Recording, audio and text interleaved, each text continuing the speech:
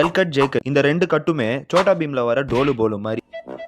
என்னதான் பார்க்க ஒரே மாதிரி இருந்தாலும் ஒரு சின்ன video and audio front and back கம்போசிஷன்னால அந்த ஷாட்டோட ஹோல் கம்போஷனே மாறும். ஜே கட் இந்த கட்ல ஃபர்ஸ்ட் ஷாட்டோட டுவர்ட்ஸ் எண்டிங்லயே செகண்ட் ஷாட்டோட ஆடியோ வந்துரும். இது எதுக்குன்னா அந்த சீன்ல ஒரு சென்ஸ் ஆஃப் சஸ்பென்ஸை கிரியேட் பண்ணும். இது எடிட் பண்ணும்போது ஜே ஷேப்ல இருக்கிறதுனாலே இதை ஜே கட்னு சொல்லுவாங்க. அண்ட் ஒரு எக்ஸாம்பிளுக்கு இந்த சீனை பாருங்க.